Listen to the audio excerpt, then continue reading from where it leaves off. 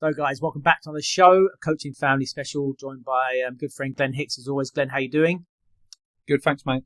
And a very special guest rejoining us again back on the show, Tim Bradbury, or Timothy Bradbury, as he's got his name there, so it makes him more official. Tim, if you don't know, US Soccer Coach Educator, one of my mentors, big influence in my career, coach educator guru in America. Tim, how you doing? I'm good, thank you.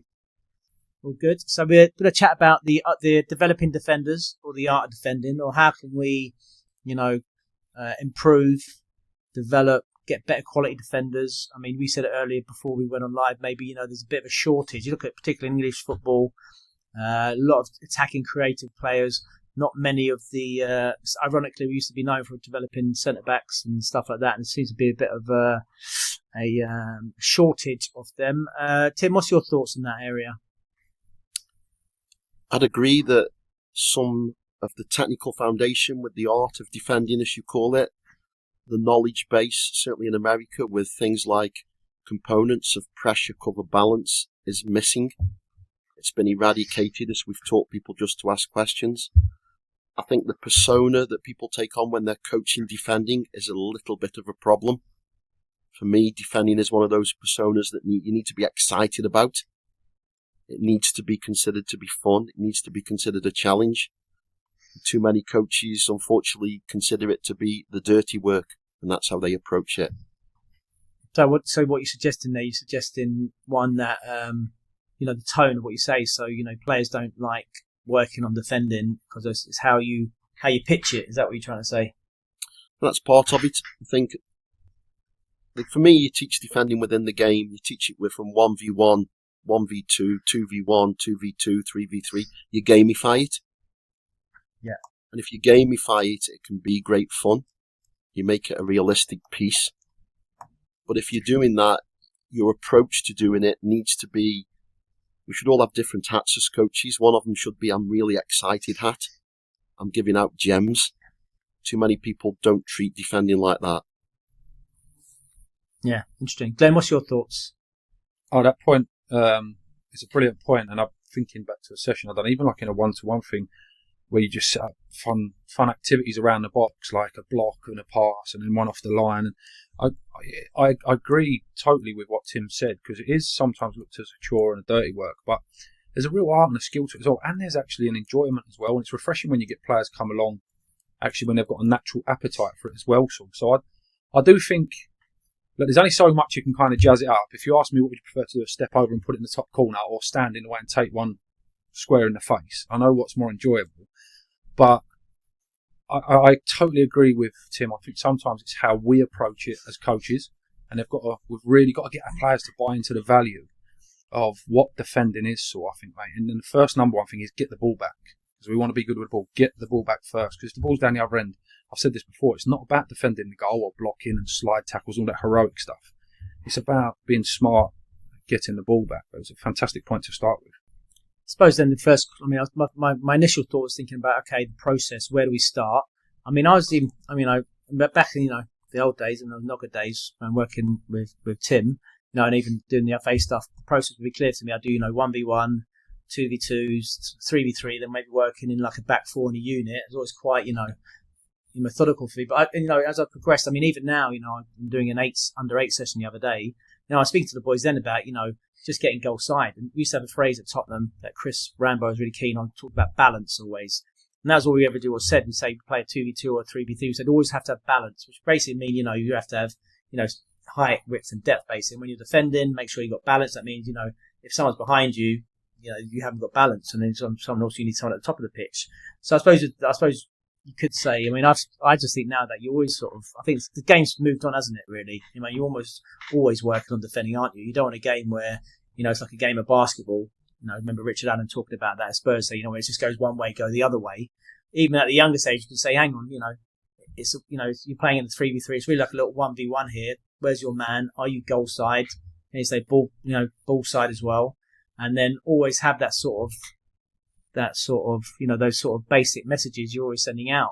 Even if you're not generally working on defending, or always just mind players have balance, always be goal side, always understand, have the awareness to see, where the danger is. Tim, what's your thoughts on that? I think you lean into a good point, which is back to the fundamentals. If I was to say to you to tell me the 8 components of pressure, I'd like to think we can reel them off pretty quick. When I ask coaches in America the same question, the answer is we just shout pressure.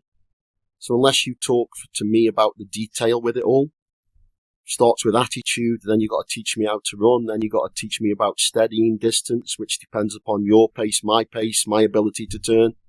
Then you've got to talk about channeling, just running towards your right shoulder to force you to the left. Without all this detail, and I could do the same with the idea of cover, the 3 responsibilities. Am I helping protect pressure? Am I soft marking to invite a pass? Am I preventing the through ball? I think some of the defending pieces are really, for me, quite sexy. Can I get on a blade of grass that invites you to pass to Glen? And then as you put your head down, can I step and steal? But I don't see this nuance being taught whenever I see anybody teach defending. And without that nuance, you're back to your first question, where's high-level defending gone? Len, what's your thoughts on that, mate?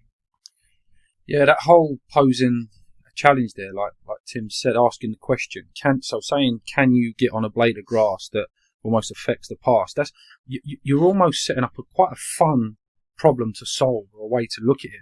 Like, okay, so he's brilliant. That number 10 you're playing against is brilliant at the through ball, but where can we position ourselves to affect it and diminish his quality? And almost, all right, if he's going to be good today, we're going to diminish that as much as possible, as get it down to as few through balls as possible. And again, it's sometimes how you frame it as a coach and set it up as a challenge. And to be honest, players love challenges, but if they're just told, run here, just do this, and there's no real understanding, I think the details that Tim's talking about there, that's where the depth of understanding comes in. And I think I do agree with Tim completely. I see it a lot here, that there is a lack of coaching of this sort, even if it is just one detail about turn your feet this way, or could you got up the pitch 3 or 4 steps? If you did, well, what did it do to the space behind, or what did it do to the space in front? And just, I do think they need instructions as well, though, because this whole just asking questions, I think they do need to know the details. They need to be told it and shown it and see it in real life as well. To be honest, without you painting the pictures, they don't know what they see. So they have to be shown the pictures 100%. But as a kid, nothing I like more than baiting a pass from Saul to you, and then I would arrive when the ball did and just cut you in half. That's a beautiful part of the game. I'm sorry, but it is. And absolutely, the sooner we all start thinking it like that, I would make a tackle so strong you wouldn't be able to get up and walk or play again. I'll definitely break in half. Yeah, okay. I've broken bones. I've broken bones so many times. Yeah, you're probably right. Already broken off already. So let's look, a couple of things, and let's think about then from like a coaching perspective. I mean, where do we start? If we're talking about the youngest age groups, 5, 6, 7s, and 8s, what does defending look like there? I mean, if you're a coach, how, Tim, from your perspective, like you're a coach, what level of detail are you expecting the coach to deliver at that age? I mean, how much time do you want players them to work with defending with those sorts of age groups of players? You're back to the basic part that without being able to scan Luca, I can't defend anyway. So without some sort of ball mastery first, then I can master the ball, then I get the idea of looking up to solve a few problems. Then I can start to introduce defending. For me at that age, it's just, you remember Mickey Mouse's doorbell and games like that, where they can dribble sideways to get to a cone, touch either cone with the ball. Because you're teaching patience and you're teaching discipline, teaching a bit of timing about when you get your foot on the cone. That's the sort of introduction. But for me, it's very mild at that age. I mean, that's what I mean, though. It's about details. I mean, I agree. I was saying I was doing this 8 session. Talk a bit about balance and a bit about understanding goal side, and it is scanning, isn't it? That's what defending is. You're playing, when you're playing more than a, 1v1 and you're 2v2 or 3v3, whatever. It's understanding, looking, is someone behind me, basically, the simple things. We talk about players a lot in possession, height, width, and depth, the principles of possession. But I mean, the principles of our possession as well is that, at my goal side, have we got, are we helping our keeper as it's not someone sort of running beyond? So I think that's what I said, as I said earlier, I think as I've progressed, it's just so simple key messages I'm giving those real young ones. It's like, come on, look, we're playing a 3v3 here. We can't have people just, standing behind us. It's simple, isn't it? Simple thing, have a look around, one person each goal side, if that makes sense. So when do you think then coming in then, Tim, do we start to work more on that, like you say, the angles of approach, especially like pressing's such a big part of the modern game.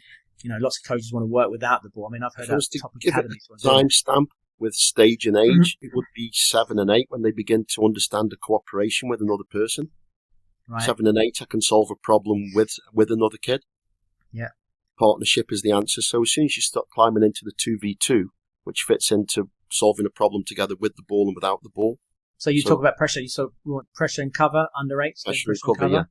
And the rotation about when the ball travels. Yeah. Because obviously part of what they don't get is the ball slides. I step in and be in pressure, and you've got to slide back and offer cover. Yeah. Well, I mean, that's the thing. Yeah, I mean, that's, going back to the coach ed bit, that's, you're talking about principles of defending. That's it, really. Obviously, 1v1 we talked about. 1v1, pressure and, angles of movement, not diving in, jockeying, side on, body shape, all those sorts of things. And obviously then you're talking about 2v2s. Like I said, that's very conventional way to do, isn't it? Sliding across, pressure, cover.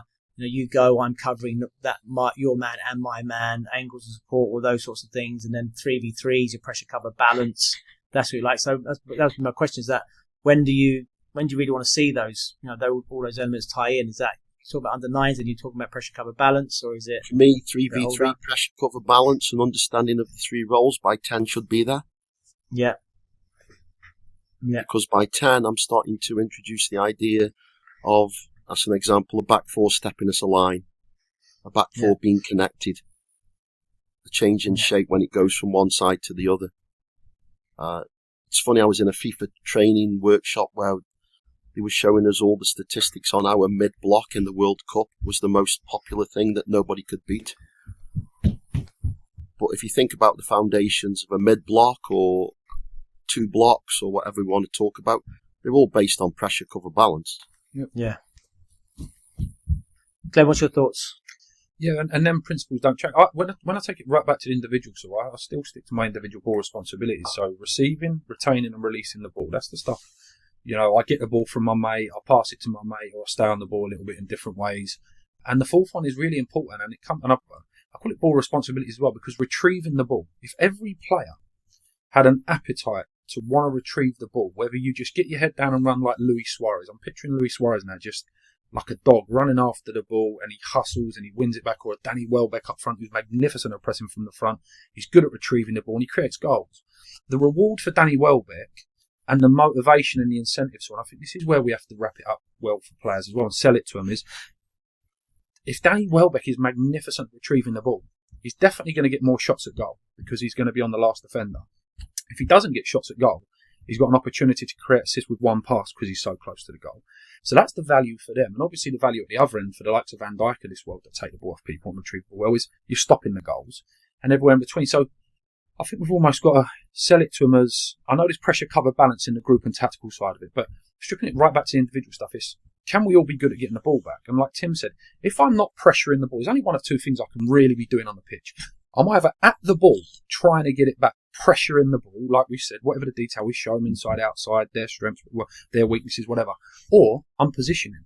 And that's the hard bit. I think that's the hardest bit, is the positional stuff away from the ball to actually coach kids up, just the angles and distances. How high have I got to be? How inside, outside? And I think you can set a reward thing as well. So I like to say to the kids, just me personally, I like to do like a gold, silver or bronze. And the gold medal is, if we're so good at being organised and putting pressure on this ball, the gold medal is they will give us the ball back. And the kid goes, what do you mean? Well, actually, if you go and press that fullback and you get his head down, he might kick it off the pitch, or he might just kick it straight back to us. If you can't get him to give us the ball, can you go and take the ball? I might come pressure sort, I'll get it off you. And then the third thing is, if you can't get them to give it to us, if we can't get it back, make it as difficult as possible for them to play whatever they choose to play. And I think the young kids buy into it more as well, if you can kind of frame it like that. Does that make sense? Sorry, I was waffling a bit there. No, absolutely. But what do you think, though, Tim? You mentioned it earlier. How do you make it sexy? How do you make defending exciting? How do you? I suppose you got to encourage the coaches as well, not just the players, right? Yeah. You gamify it. You make it 1v1 ladder. You make it a competition. Winners up, losers down. And what? Well, I mean, what are some of the strategies within that to use? I mean, obviously, you've got the classic one where you're saying, you tell them it's an attacking practice, but really it's a defending practice, like you say, because obviously every 1v1 practice is defending and attacking. But, I think you sneak defending in always at the younger ages. You don't announce it. We're going to do defending today. That doesn't tell anybody. We're going to play 1v1 today. But as you've announced 1v1, your focus is always on the moment when they don't have the ball. So your little coaching interactions, your individual references, as we say, always a part about, okay, yeah, you lost it, but let's win it back as quick as we can. Yeah. So it's not so much the announcement of the objective, it's the way you go about your coaching interactions. What about you, Glenn? These strategies you use, I mean, we've always had that classic one, 5-6 seconds to win it back, those sorts of things, transition. That was a big thing when the early part of my career, when Guardiola was first there at, pressing. That amazing Barcelona team was so good at, pressing, basically. It was like, can you win the ball back in 5 or 6 seconds? What strategies do you use, Glenn, to, like you talked about, earlier about your individual stuff? Any other strategies you can sort of way to try and make it a bit more exciting, a bit more interesting? Yeah, it's a good question, but I'm probably not as aware if I do use it as a strategy. But I tend to always flip it back to attacking. And what I mean by this, I don't see defending as an end goal. I see it as almost a frustration. I want the players to feel a frustration that we haven't got the ball. Like little value things we value. Like if you give the ball away, right? There was an incident the other day. You give the ball away, it's not a crime. It's not a crime. Everybody gives the ball away. Just watch the Premier League. You've got £300,000 a week goalkeepers giving the ball away to centre forwards and they're scoring goals, right? They give up goals at the top level.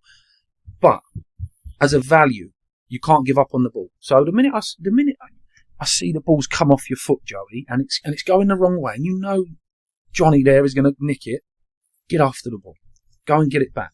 You can give it away, but you can't give up on it. Not here, not on this pitch. And it's almost like instilling value. Do you know what I mean? So how much do we really care about giving the ball away? How much do we care about getting it back? And I couldn't tell you, to be honest with you. I don't know if there are specific strategies, but it's more a feeling. It's more a passion for giving the ball away and, okay, what are we doing to get it back kind of thing. Do you know what I mean? And it keeps coming back to attacking because the more you get the ball back, we've got the ball more, gentlemen. Ladies, and we're going to...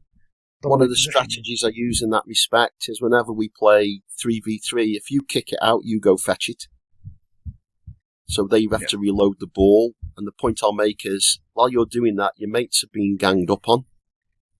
So the sort of teammate you are is displayed by the passion with which you get back and you get ball side, goal side. So the little kids are always sprinting like maniacs. A, they take better care of the ball. B, they show how much they care to their teammates by trying to get back in some sort of shape. Yep. What about Tim? You talked about the mid-block there. What age do you think is appropriate when you're talking about defending in units like that, and teams and stuff like that? Unfortunately, in America, it comes up pretty quick because, as we've alluded to throughout, we probably all would believe we press to win it back quickly. But you can't press a team and whack it because it goes over your head. And the majority of teams, I'll use my 10s or 13s for that matter, on every goal kick it's just being lumped. They struggle, and I've seen coaches struggle with the idea of A, where is the landing zone? B, which line should be attacking that ball? It shouldn't be your back four, it should be a midfield player. C, are we smart enough to get compact and numbers around the landing zone? And then obviously there's some advanced stuff like who's willing to attack the ball in the air. Well, we know we took deep heading back. I don't know if it's the same in England, but we don't head a ball till 13 years of age in America. So when a ball's been lumped from a goalkeeper, all the things I just said are true, but who can receive a ball with their chest? Who can receive a ball in the air, put it down and play? Because teaching kids to press in America in most youth leagues is a redundant exercise because they're just going to lump it. Yeah, what about, and that's the start of strategies. What age would you encourage those strategies? Like, for example, defending as a unit, defending in a low block, or like say winning, working those second balls and that sort of stuff. That's the start of it, because at those ages where they lump it, you have to start the business of two lines, because you have to discuss your back four, their shape, the midfield group in front, even at 9v9. You may play out. What age group? Tim, come get off the fence, mate. 10. Give us 10. So 10. So that's you recommend doing it 10, or That's the age that they're doing anyway. Because you don't want what age? kids to... What format are they playing in America under 10s? 9v9. Right. Okay. So it's different in it here. Glen, 10s is still 7s, isn't it? Is it? Yeah, I think at 11 under 11s it goes up to 9s. I suppose that's the difference, isn't it? I suppose the game opens up. It's bigger. It's Do you have a build out line, or you don't have a build out line? No, there's not. 7v7. There might be in some grassroots. I think some grassroots they've got to come back the halfway line or something, didn't they? There's a retreat. So we're playing 7v7 with a build out line, so people stand on the build out line and press like mental. Right. Yeah. As soon as it's touched, 9v9, it gets changed completely because people are fed up of being pressed, so they just lump it. So you have to teach a different defensive strategy. My thing is that I still working like foundation phase here, like a lot of academies. I still don't see the value in working 50% in terms of in possession and out of possession with the younger stage groups, in my opinion. Like I have an old analogy all the time. One of the players I coached, under 9, big cap one, what did you do this week? Under 9L, we're working out of possession, winning the ball back and stuff. I think really, is that really the most effective use of time? I'm not saying don't work on defending, and I'm open to the earlier times in my career at Tottenham, we didn't really work on defending, but as I progressed, I understood that improving my players defending actually improved my attackers as well, which is fair enough, but I'd never work 50% in and 50% out of possession, especially with the youngest age groups. I mean, not even with the oldest age groups, surely. What's your thoughts on that, Tim? I would never believe in ratios of 50 in, 50 out. No, but you know what you mean, though. You have. Unfortunately, we're in everyone's obsessed with structure. So everyone has these tactical cycles. Glen will say, every club has one. And what it generally is, it'd be like, playing out the back, playing through the middle, playing through the final, which is fair enough. Playing the third, then maybe it's like, a lot of people have they do 2 weeks in possession, 2 weeks out of possession, which is fair. No, it's okay. It's argument, but I'd argue at the very youngest age group, just got to be so much more. It should be all individual possession, really. In my opinion, some group elements, so still combining and understanding sharing. But that I still can't get my head around that. Why would you work so much time coaching players without the ball? I mean, you could say because they win the ball back, but then that's just me. Glen, what's your thoughts on that?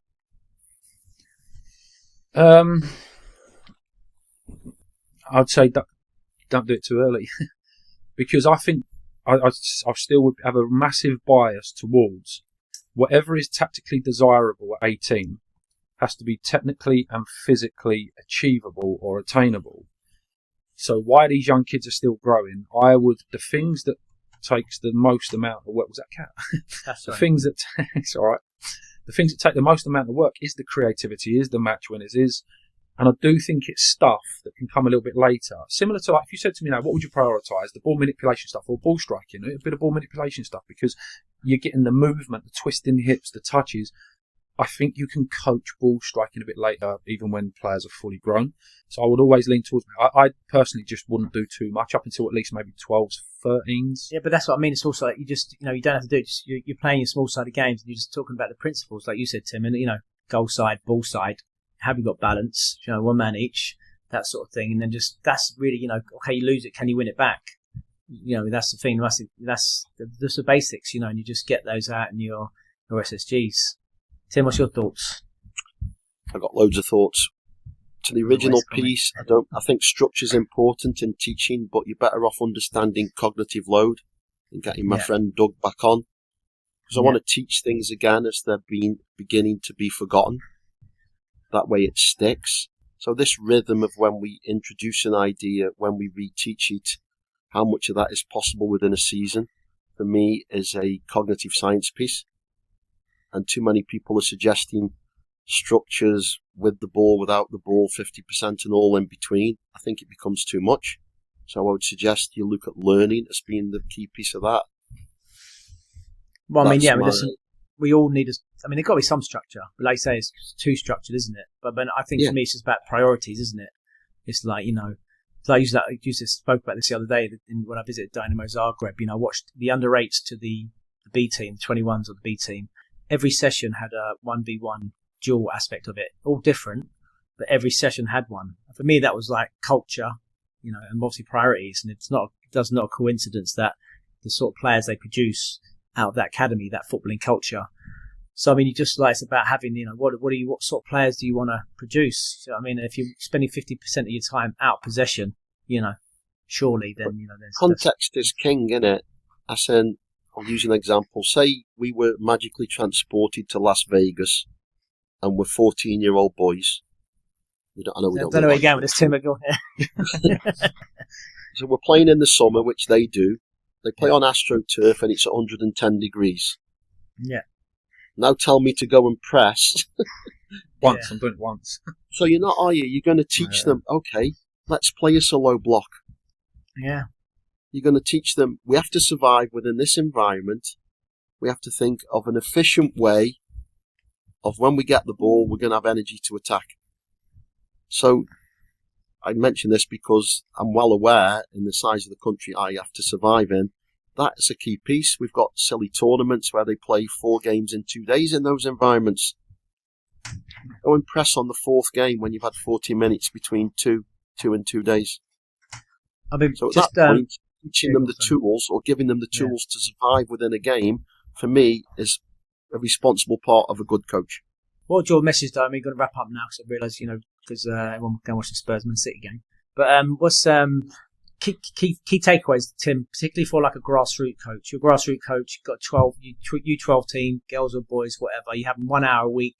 Do you know what I mean? How much time, what are the strategies in terms of how much time am I going to spend on defending, key things to support those coaches in terms of thinking about, how they can maximise individual work but still, supporting the players and being able to defend individually, defend in groups. Where we started. Start with 1v1s, 2v2s, 3v3s, gamify it all, so they're focusing on playing and attacking, and then sneak the defending within that curriculum.